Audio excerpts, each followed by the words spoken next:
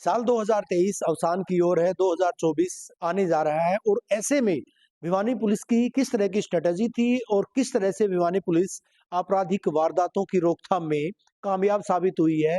खुद भिवानी के पुलिस कप्तान वरुण सिंगला जी हमारे साथ हैं, उन्हीं से जानेंगे क्योंकि साल का अवसान है और ऐसे में जो आपराधिक वारदातें थी उनमें क्या कोई कमी आई है या बढ़ी है, पुलिस ने किस तरह से उन पर काबू पाया है। सर, 2024 का आगाज होने जा रहा है, 2023 जो है जा रहा है, भिवानी पुलिस कितनी कामयाब रही आपराधिक वारदातों की रोकथाम में? सर्वप्रथम आपके व्यूअर्स को मैं आने वाले वर्ष की शुभकामनाएं देता हूं। जहां तक क्राइम की स्थिति की बात है तो जो मैं आंकड़ों का जो विश्लेषण किया है उससे साल 2023 जो है वो भिवानी पुलिस के लिए क्राइम की दृष्टि से संतोषजनक रहा है। जो 2022 के मुकाबले हमारे लगभग हर एक हेड के अंदर हमारा क्राइम घटा है। अगर मैं ओवरऑल आंकड़ों की बात करूं तो हमारे 2022 में जब 5073 मुकदमे दर्ज हुए थे तो इसी साल 2023 में हमारे मुकदमे जो हैं वो घटकर 4718 मुकदमे हुए हैं। तो हमारे करीब करीब 300 मुकदमे के लगभग हमारे कम दर्ज हुए हैं। जहाँ तक बात करें कुल वर्कआउट की तो हमारे 4718 में से 74% हमारा जो है ये केसेस हमारे वर्कआउट हुए हैं। अगर मैं बात करूं जघन्य अपराधों की तो हमारे जितने भी मेजर हेड्स हैं जैसे कि मर्डर, जहां पिछले पिछले वर्ष 2022 में 51 दर्ज हुए थे तो इस साल 43 दर्ज हुए हैं। अगर हम बात करें कल्पेबल होमिसाइड की तो 6 से 3 हो गए। अगर हम बात करें डाउरी डेथ की तो 8 से 6 हुए। अगर हम बात करें महिला विरुद्ध अपराध की 354 104 दर्ज हुए थे जहां इस साल 65 ही हुए। इसके अलावा अगर हम बात करें स्नैचिंग की 39 की जगह 32 हुए।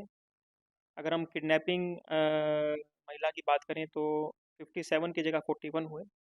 रेप की बात करें तो 76 के बदले 54 हुए। इस प्रकार से आप देख सकते हैं कि लगभग हर एक जघन्य अपराध के जो हमारे हेड्स हैं उसके अंदर पिछले वर्ष के मुकाबले इस वर्ष कमी देखी गई है।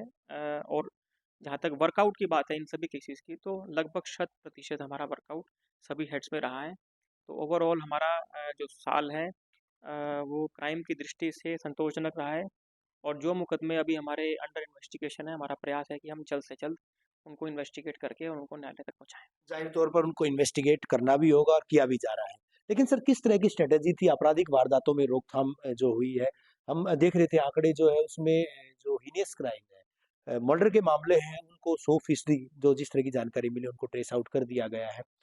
किस तरह की स्ट्रेटेजी अख्तियार की गई थी? क्या कोई फ़ॉलो-अप लिया गया था? क्या किस तरह से जो है इस तरह के मामलों पर एक आपने एक सेल शुरू की थी कि फीडबैक सेल जो है, वो तमाम जो जितने भी आपराधिक वारदातें हैं, जितने भी मामले दर्ज होते हैं, उनका फीडबैक लिया जाए। यहाँ तक कि जो गवाही होती है जिन मामलों में, कोर्ट में जो अंडर ट्रायल मामले हैं, उनकी भी फीडबैक ली जाती है। तो वो कितना कारगर साबित हुआ सर?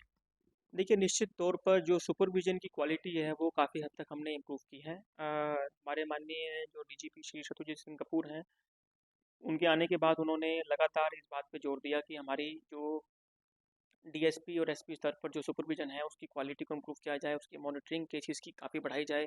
माननीय गृह मंत्री द्वारा भी जो ओवर 1 ईयर जो पेंडिंग मुकदमे थे, लंबित मुकदमे थे, उनकी गहनता से समीक्षा की गई।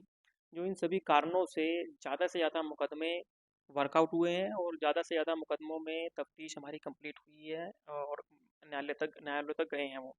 इस संबंध में जो है एक नया रेगुलेशन भी डीजीपी महोदय द्वारा इशू किया गया है जिसके अंदर जो हमारे सुपरवाइजरी लेवल पे ऑफिसर्स थे जो पहले केसेस की वेरिफिकेशन के अंदर ज़्यादा समय व्यतीत करते थे, अब वो केसेस के प्लान ऑफ इन्वेस्टिगेशन में और केसेस की स्क्रूटनी में ज़्यादा समय लगाते हैं।